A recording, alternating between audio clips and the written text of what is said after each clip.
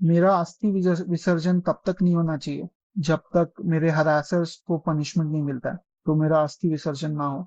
अगर इतने सारी चीजें, एविडेंस और सब कुछ होने के बाद भी अगर कोर्ट, ये जज और मेरे बाकी के हरासर्स को पनिशमेंट नहीं देती है और बरी कर देती है, तो मेरा जो अस्थि है वहीं कोर्ट के बाहर किसी गटर में बहा देना चाहिए, ताकि मैं ये जान जाऊं हमेशा हमेशा के लिए, मैं ये अपना लेसन सीखता रहूं कि इस देश में क्या वैल्यू है एक लाइफ की। कि उनकी मदर इन लॉ ने कोर्ट में उनसे कहा कि तुम मर क्यों नहीं जाते, जिस पर जज हंस पड़ी। उनकी वाइफ निकिता सिंघानिया और उनके इन लॉज ने उन पर 9 फॉल्स केसेस फाइल किए हुए थे। 2 साल के बच्चे के लिए 40,000 का मंथली मेंटेनेंस डिमांड किया।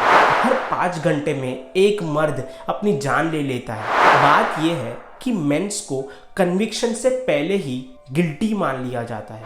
अतुल जुडिशरी सिस्टम से इतने नाराज थे कि उन्होंने अपनी फैमिली से रिक्वेस्ट की है कि जब तक उन्हें इंसाफ नहीं मिलता तब तक उनकी अस्थियों को ना विसर्जित किया जाए, और जिस दिन उन्हें जस्टिस नहीं मिलेगा उस दिन उनकी अस्थियों को कोर्ट के सामने गटर में बहा दिया जाए। नमस्ते दोस्तों, मैं एडवोकेट करण भानुशाली।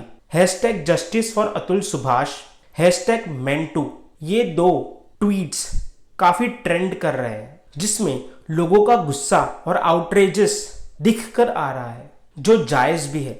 एक इंसान जिसने जुडिशरी सिस्टम में करप्शन और डिले की वजह से अपना पेशेंस खो दिया, और उसके 24 पेजेस के डाइंग डिक्लेरेशन ने और एक वायरल वीडियो ने लोगों का जुडिशरी सिस्टम के ऊपर से भरोसा उठ गया। तो जज का कहना था कि तो फिर क्या हो गया, तुम्हारी पत्नी है, अगर तुम पर गलत केसेस डाल भी दिए तो क्या हो गया, ऐसे ही होता है। 34 इयर्स के अतुल सुभाष बेंगलुरु में एस एआई इंजीनियर जॉब कर रहे थे। उनकी वाइफ निकिता सिंघानिया और उनके इन लॉज ने उन पर 9 फॉल्स केसेस फाइल किए हुए थे। जुडिशियरी से मेरी एक दरख्वास्त है कि मेरे माँ बाप और भाई को इन फॉल्स केसेस में और हरास नहीं किया जाए, इसे खारिज किया जाए। उत्तर प्रदेश के जौनपुर सिटी में, ताकि अतुल को हरेसमेंट हो और उन्हें अपना काम और जॉब छोड़कर कोर्ट के चक्कर लगाने पड़े। उनकी वाइफ निकिता सिंघानिया एक इंडिपेंडेंट वर्किंग वुमेन है जो एसेंचर जैसी बड़ी कंपनी में जॉब करती हैं। उन्होंने कोर्ट में 2 साल के बच्चे के लिए 40,000 का मंथली मेंटेनेंस डिमांड किया। जब अतुल ने उस 40,000 के मंथली मेंटेनेंस को एक्सेप्ट कर लिया, तब उन्होंने अपने एलिमनी के अमाउंट को 1 करोड़ से 3 करोड़ कर दिया। इन पहले 1 करोड़ मांग रहे थे, अब 3 करोड़ मांग रहे हैं। तो इस पर जज का रिप्लाई ये था, इसका मतलब कि तुम्हारे पास 3 करोड़ होंगे तभी तो मांग रही है। देखिए, हमारे देश में अतुल पहले इंसान नहीं जिन्होंने ऐसा स्टेप उठाया। हमारे देश में ऐसे बहुत से अतुल थे जिन्होंने अपनी जान दे दी इसी तरह, और ऐसे बहुत से अतुल हैं जो आज नहीं तो कल अपना पेशेंस खो देंगे जुडिशरी की डिले के वजह से और हरेसमेंट की वजह से। अगर हमने इस मुद्दे पर आवाज नहीं उठाई तो आपको शायद सुनकर ये हैरानी होगी, लेकिन रीसेंट रिपोर्ट्स के मुताबिक 50% ऑफ केसेस जो डाउरी और मेंटेनेंस के लिए फाइल किए जाते हैं कोर्ट में, वो फॉल्स होते हैं। यानी ये केसेस कंप्लीटली झूठे होते हैं, जो किसी मर्द की लाइफ को फाइनेंशियल प्रेशर और लीगल डिले के चक्कर में खत्म कर देते हैं। एक और शॉकिंग बात यह है कि NCRB national crime record bureau 2019 की रिपोर्ट के मुताबिक हर 5 घंटे में एक मर्द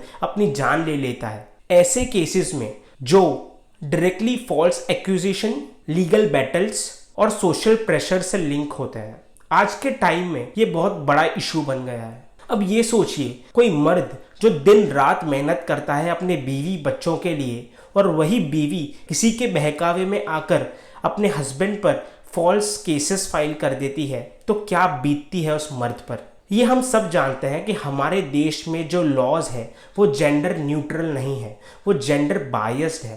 पर जेंडर बायस बनाने के पीछे भी एक रीज़न है। इन लॉज को जेंडर बायस इसलिए बनाया गया क्योंकि कुछ समय पहले ये माना जाता था कि वुमेन्स डिपेंडेंट है अपने हस्बैंड्स के ऊपर, इसलिए वो डोमेस्टिक वायलेंस की शिकार होती हैं। इसलिए कुछ लॉज को वुमेन्स की प्रोटेक्शन के लिए लाया गया। लेकिन आज की सिचुएशन ऐसी नहीं है। वुमेन्स खुद भी कमाती हैं, वो भी इंडिपेंडेंट है, एजुकेटेड है। शायद यही रीज़न है कि वो अपनी ढाल को तलवार की तरह यूज़ कर रही हैं। जो लॉज उनको प्रोटेक्ट करने के लिए लाए गए, आज वो उन लॉज का मिसयूज़ कर रही हैं।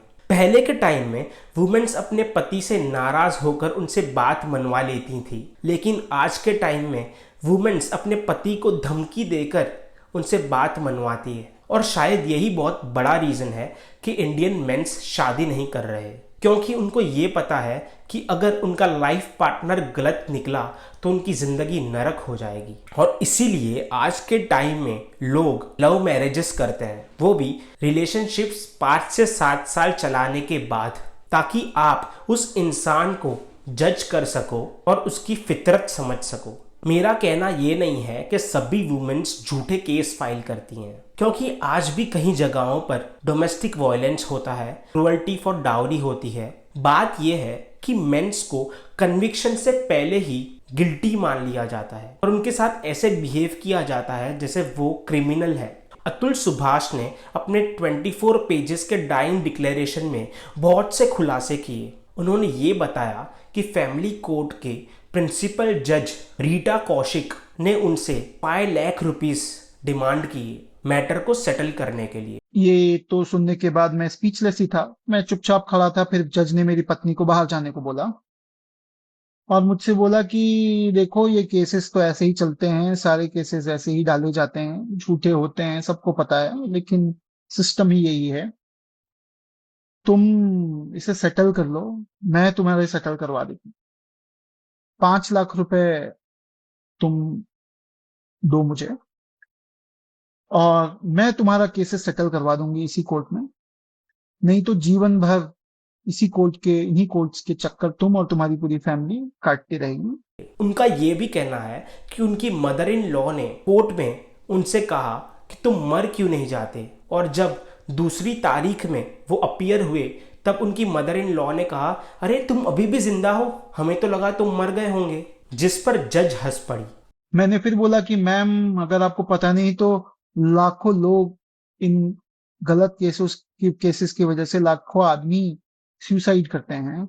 यहाँ पर मेरी पत्नी बोलती है कि तो फिर तुम क्यों नहीं कर लेते, और ये सुन के वो जज हंस पड़ती है। अतुल की डाइंग डिक्लेरेशन को रिकॉर्ड पर लेकर उस पर स्ट्रिक्ट इन्वेस्टिगेशन होनी चाहिए। फॉल्स केसेस के चक्कर में एक इंसान अपनी रेप्यूटेशन, अपना करियर, अपनी पर्सनल लाइफ सब कुछ खोना शुरू कर देता है। कई बार कोर्ट के प्रोसेसेस लंबे चलते हैं जिसमें एक सच्चा इंसान लड़ कर थक जाता है। अब हम बात करते हैं कि कोर्ट्स में इतना डिले क्यों होता है और मैटर का जजमेंट आने में इतना टाइम क्यों लग जाता है। देखिए, एक जज के पास दिन के 100 मैटर्स लिस्ट होते हैं उसके रोस्टर पर। अब एक जज के लिए इतना पॉसिबल नहीं कि वो रोज़ 100 मैटर्स को सुने और उनके ऊपर अपने जजमेंट्स पास करे, क्योंकि एक जज इतने सारे मैटर्स को डील करके एग्जॉस्ट हो जाता है। तो इसलिए ये पॉसिबल नहीं कि वो सारे मैटर्स को फास्ट ट्रैक पर चलाए, क्योंकि हमें ये भी नहीं भूलना चाहिए कि जजेस भी ह्यूमंस हैं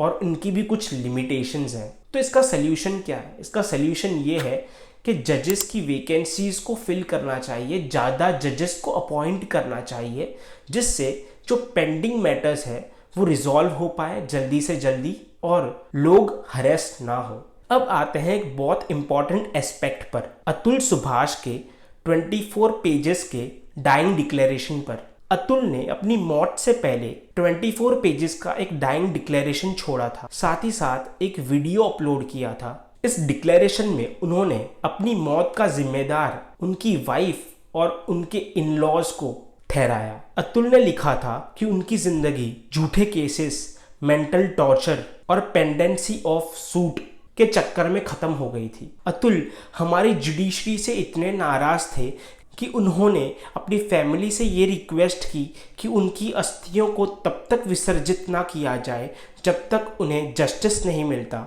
और जिस दिन उन्हें जस्टिस नहीं मिलेगा उस दिन उनकी अस्थियों को कोर्ट के सामने गटर में बहा दिया जाए। मेरा अस्थि विसर्जन तब तक नहीं होना चाहिए जब तक मेरे हरासर्स को पनिशमेंट नहीं मिलता है, तो मेरा अस्थि विसर्जन ना हो।